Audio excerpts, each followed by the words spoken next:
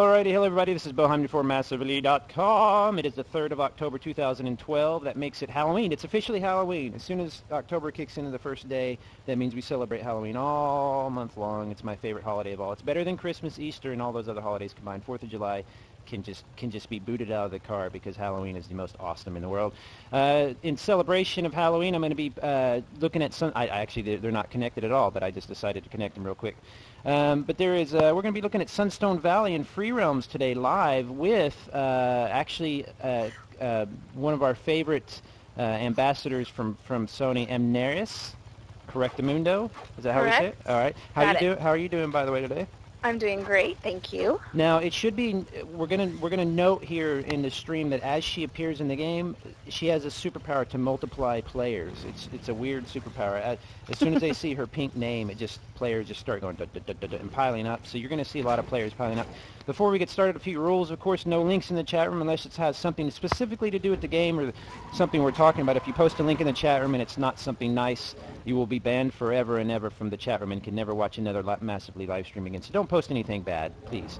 Also, if the chat or the game, or I'm sorry, the stream drops out, just give it a few minutes or refresh the browser and everything should be just fine after that. And then if you have any questions, tip, tricks, or especially questions for the developer, just holler there in the chat room and we'll go from there. So, Amneris, I still have a hard time saying it. Can I just call you Am? Yes, that's fine. Okay. First question I want to ask you, my goodness, it's so loud. I can't hear. This is a new zone. This is Sunstone Valley, in case anybody doesn't know. I'm an explorer. I'm an adventurer. I like to explore to get exploration points. I'm a level 20 explorer or adventurer on my other character. Are there new exploration points here in Sunstone Valley?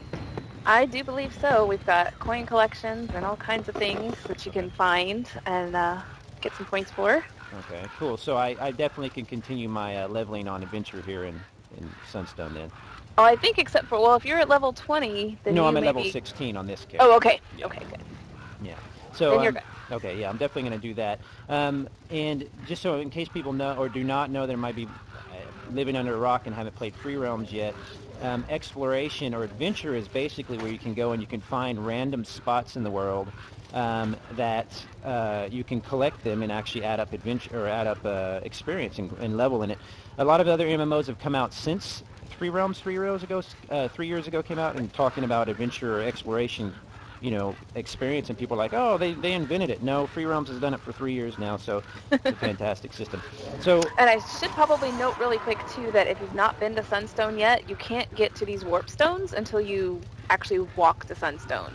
So I've had a few players say, oh my gosh, I can't get there because they can't click on the warp stones, and you have to discover them before you can use them. Right. Here, I'll show everybody on my map, actually.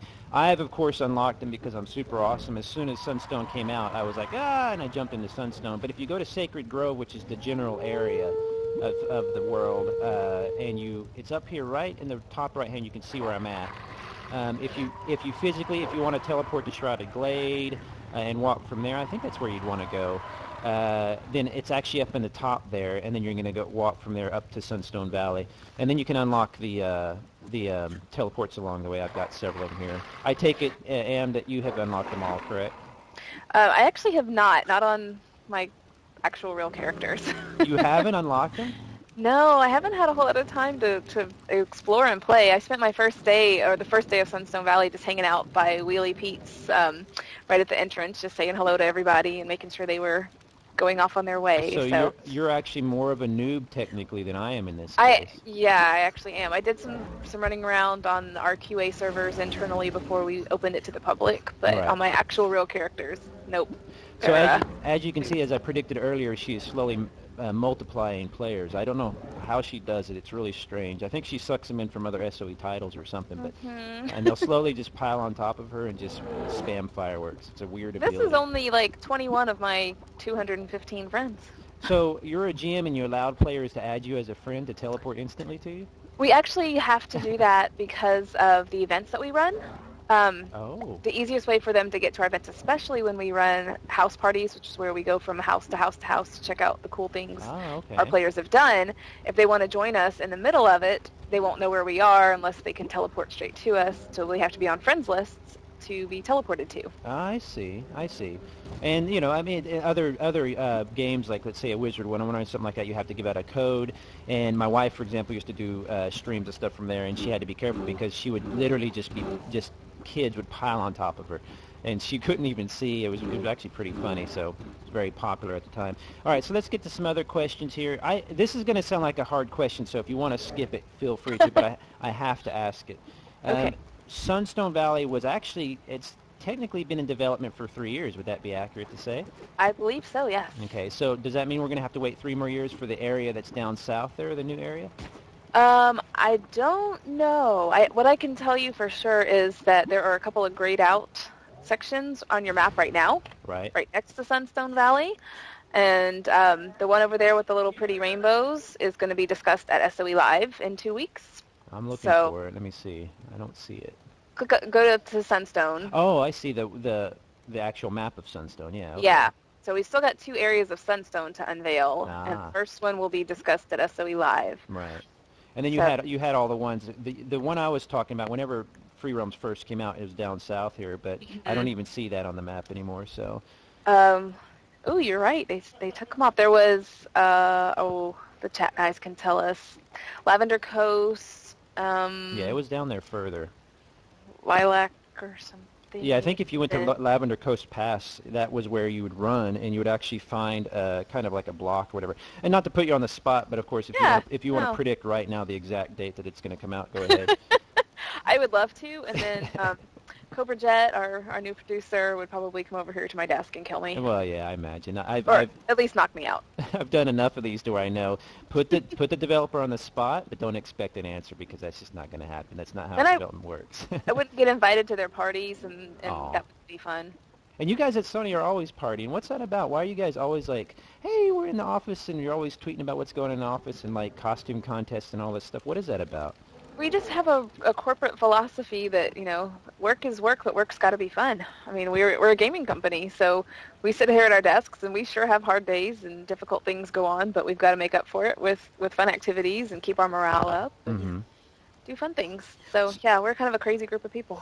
So, speaking of that, of development, and can you kind of talk a little bit about what the design ethic or the design process or what you guys and girls at Sony were going for whenever you're making Sunstone? Because I knew it was going to be like a deserty area, but this is actually completely not what I expected with these rocks and designs here. So, yeah, and I don't know as much about that as Floyd does, but he's, of course, chatting with us in-game and not here, so maybe we can ask him on the in-game chat to expand a little, because he is one of our artists. I think he's here somewhere, Floyd Bishop.